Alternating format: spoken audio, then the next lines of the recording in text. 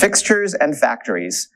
So far, we've been talking a lot about the ways to create fake versions of various objects. And hopefully by now it's clear what the value of fake objects and fake methods is in testing, right? It's to basically isolate the code that you're trying to test from all of the other code that it might have to collaborate with. But it turns out sometimes you really just need the real thing. A simple example of trying to test a method that puts together a movie's title and its rating, and we just want to make sure that it's formatted correctly. So we'd have to create a double for a movie, but because we're going to ask it for its title and ask it for its rating, we have to make it just smart enough to be able to do those things. And at this point, we're sort of most of the way to having an actual movie. Like, it might have been simpler at this point if we just had a real object to work with. So there are cases like this where it turns out, or maybe that there's some set of behaviors about the object that is what the test is about, where it doesn't make sense to fake out the object. You actually want a real copy of one. So in a testing framework, where do you get a real instance, a real copy of an object that has all the real behaviors? And there's two places that you can do that. One of them is called a fixture. And this is actually a term that comes from the world of testing and manufacturing. A fixture is where you put the part that you're testing under the test rig. But in our world, a fixture is basically some data that is preloaded into the database. And remember that when we're running tests, the test database is wiped clean after every single test case. So, if you've got 10 cucumber scenarios and 100 RSpec examples, after every single cucumber scenario or RSpec example, the database is wiped clean, and any fixtures are reloaded into it. So basically, it's a way for the testing environment to sort of wake up in a state where the database isn't totally empty, but it's already got some data in it. And the other way to do it, which in most cases is probably what you want, is called a factory, which is a convenient way to create just the real copies of the objects that you need for a particular test. So let's look at an example of each one of these and when you might want to use each one. So because the database is wiped after each spec, you can arrange to have it reloaded and have a few pieces of data that are sort of always going to be in it. And usually this is best to use when the data in question is really static data. It's stuff that in real life wouldn't change during the time the application is running, and maybe it's some pieces of data that the application needs in order to run. For example, if there's a configuration file that has things like the application's time zone, or it has the API keys to some external services, that's not data that the application is manipulating as part of the model. That's data that's sort of part of the configuration, and maybe the app can't even start without it. So that's a reasonable thing to put into fixtures, because even in real life, if you were deploying a new copy of the app, this is stuff that would have to be in the database in order for anything to happen at all. However, if you use it for cases other than that, you run the risk that you start introducing dependencies on fixture data. So for example, you might decide, oh, well, I have a whole bunch of tests that deal with movies, so I'll just have a fixture where I stick a couple of movies in the database. That's fine, but now you might have other tests that have nothing to do with movies, and for whatever reason, their behavior comes to depend on whether or not there are movies in the database. For example, you might be testing a behavior of what happens when there are no movies in the database and someone tries to go to the list of movies. And if your fixtures have preloaded some movies into the database, it's really hard to write that test, right? There's no way for it to wake up in a state that will allow that test to work. So be careful when you use them, but basically this is what they look like. You can create some simple YAML files. Usually you put them in spec fixtures, and essentially you're just specifying a symbolic name for each fixtured object. You're giving values for those attributes, and this will be preloaded into the database before each and every test. And then in your test cases, you just say fixtures, and it will pull the appropriate YML file. And now you can essentially use each one of these as if you had already pulled it out of the database. And you can sort of see why these are a little bit dangerous to use. They're a little bit dangerous to use for the data that the application manipulates, right? Because basically, fixtures are a way of saying, whenever the app wakes up in real life, this is what the world looks like.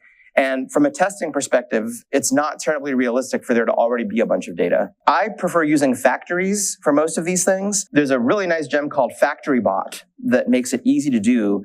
And essentially when you do a factory specification, you're essentially giving a way to quickly build an object that has some sensible default values for all of its attributes. And then whenever you want a copy of one of those objects, you just can instantiate one. So for example, I could say, I'm going to have a factory for movies, And the default title for a movie is this. It has a default rating. It has a default release date, which again, I'm putting in braces so that every time it gets called, it will reevaluate.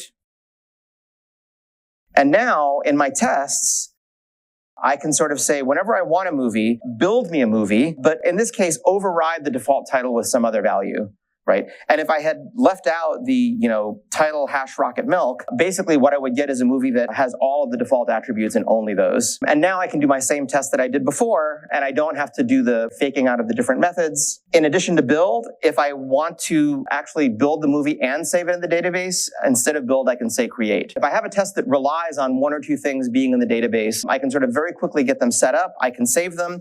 And again, at the end of the test, the database is going to be wiped clean, and I start over from a clean slate next time.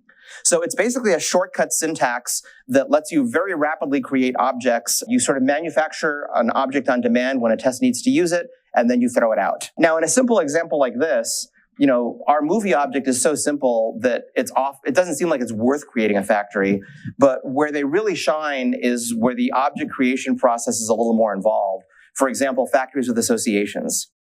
So when we talked about doing associations between, in our example, movies, reviews, and moviegoers, and now you want to deal with a bunch of tests that are about reviews.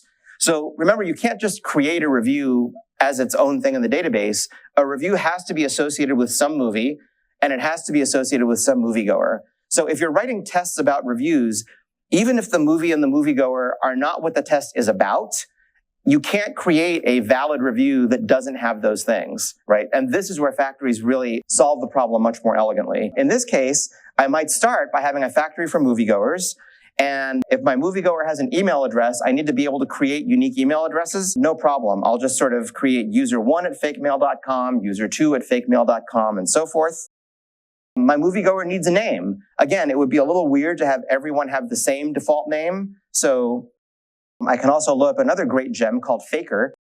Faker comes with dictionaries of every kind of fake data you can possibly imagine. Fake but realistic names, fake but realistic addresses, credit card numbers, phone numbers, cities in the world, country codes. So, every time I create a moviegoer, I'll give them a sequential email address. I will pick a fake name out of the names database. And now, when I create a review, I can give it a default number of potatoes, a default review description, both of which I can override when I actually manufacture an object, but I can just say association movie and association moviegoer. And that's really cool because it says, go create a movie, link it to this review, then go create a moviegoer, link it to this review. And in most cases, I don't really care what those things are. I just need to be legal and valid so that the review can come into existence. And then in my test cases, I can just say, create me a review. I don't care about the movie. I don't care about the moviegoer. I just want one that's legal. Or I can selectively override and I can say, create me a review. But for the movie, instead of doing the default thing that the movie factory would do, I want to override it because for whatever reason, it's important for me that the movie have a certain rating. So this is a way to create real copies of objects with sensible defaults. Most of the time, you don't have to do anything. But at any given time, you can override the defaults.